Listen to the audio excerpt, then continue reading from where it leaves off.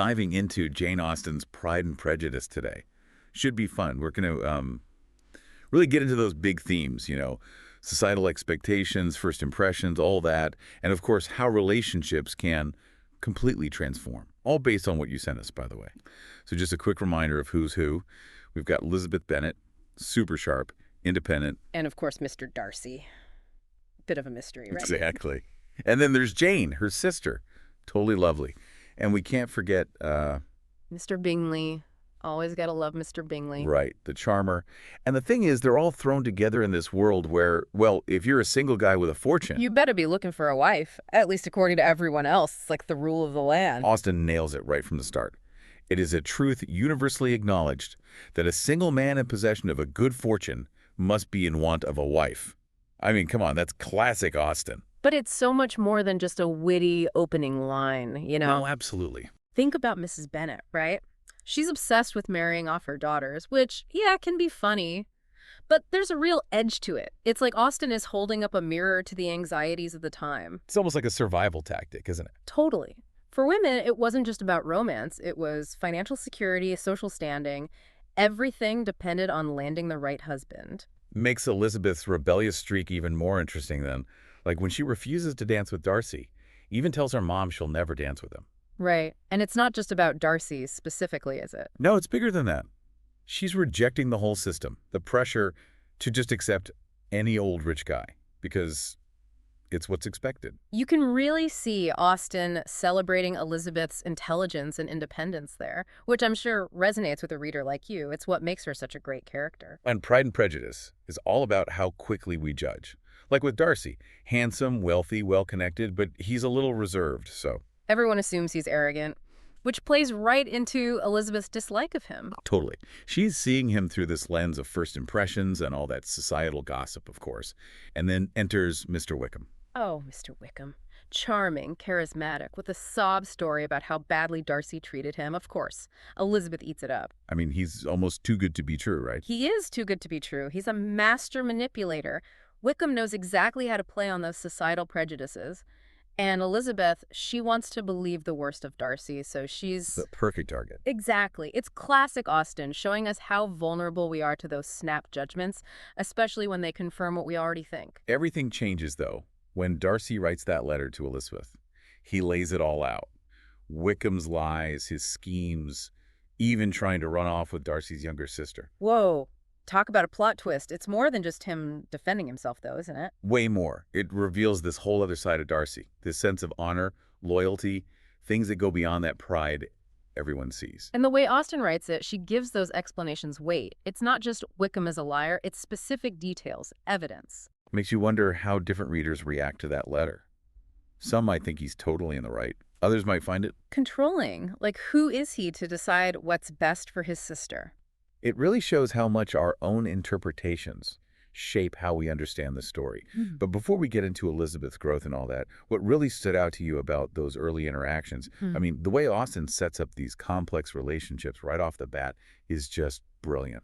One of the things that always strikes me is how Austen takes Elizabeth with her intelligence and her independent thinking and shows her breaking free from all those societal rules. Like she's not just going along with what everyone tells her she should do. Exactly. She's out there searching for her own truth, even if it means challenging everything she thought she knew. She really does become a detective in her own life. Yeah. And speaking of transformations, can we talk about her and Darcy? I mean, it's the ultimate enemies to lovers story, right? It's iconic. Totally. And their early interactions are full of this witty banter, but there's this... underlying tension. Yeah, you can just feel it. Oh, absolutely. Like that first meeting at the Meryton Ball. He says she's tolerable, but not handsome enough to tempt him. Ouch. I know.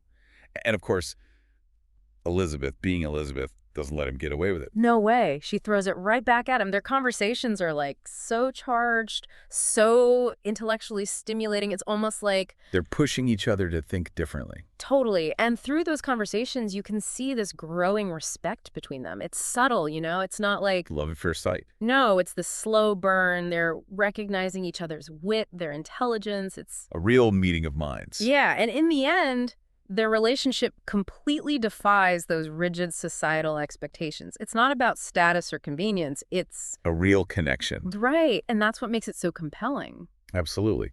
But it's not just Elizabeth and Darcy, is it? Austen shows us all these different relationships. That either play into those social norms or completely challenge them. It's like she's giving A us, whole spectrum, yeah, like Charlotte Lucas, for instance. Her marriage to Mr. Collins is purely practical. which is such a contrast to Elizabeth's whole outlook on love. Right. Charlotte represents this difficult reality for women at the time. For her, it was... Security over romance. Exactly. And it's interesting to see Elizabeth react to that. She's just appalled. But Charlotte's decision shows us.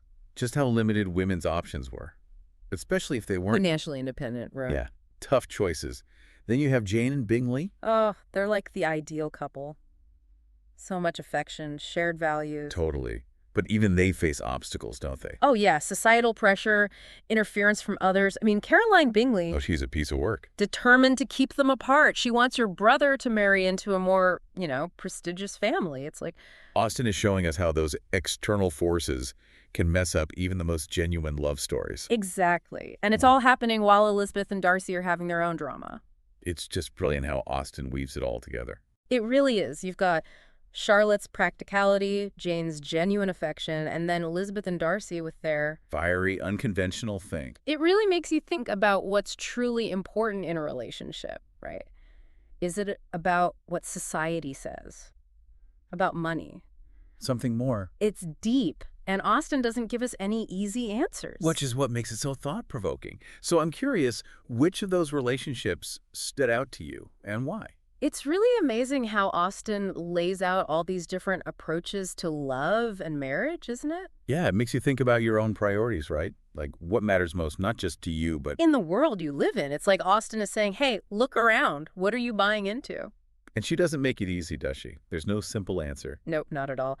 But I think that's what's so brilliant about Pride and Prejudice, It makes you wrestle with those questions yourself, figure out your own values. And that's what I love about Austen, especially for women. It's all about having that power to choose. Yeah, she's like, don't just accept what society throws at you. Fight for your own happiness, especially when it comes to love. Which is so relevant, even today. I mean, we're still dealing with all that, aren't we? Trying to balance what everyone expects and what we actually want. It's crazy how Austen just nails those timeless truths. Human nature, love, those social forces that try to control us, and it's all still there. It really is. So as we wrap up our deep dive into Pride and Prejudice, what are the big things we should take away? Well, for me, it's got to be how dangerous those first impressions can be, and the power of those societal pressures, how they can really mess things up. And don't forget about personal growth. Elizabeth goes through such an amazing transformation. Oh, yeah. She really shows us how you can learn and change and come out stronger on the other side. And I guess, ultimately, Pride and Prejudice is a love story, right? Absolutely. But it's more than that, too. It shows how you can break free from those expectations and find a connection that truly matters. That makes you think, doesn't it? I keep coming back to that question you asked earlier. If we were dropped into Austen's world, how would we handle all that, all those judgments? It's tough. You got to be strong. Think for yourself, like Elizabeth. But maybe with a little bit of Jane's sweetness thrown in. That's a good combo. Yeah. So as we finish up, remember, Pride and Prejudice isn't just a fun read. It's a deep dive into what it means to be human, to navigate love and society, and to ultimately find your own path to happiness. And it's funny. Don't forget the humor. That's true. Austen is hilarious. So think about the moments that stuck with you, the laughs, the surprises, the aha moments. What can you take from Elizabeth and Darcy's story and apply to your own life? What are you walking away with? Share your thoughts, your questions, all that. We always love to hear from you. Until next time, happy reading. Don't let Pride or Prejudice get in the way of your own happy ending. Great advice. See you next time.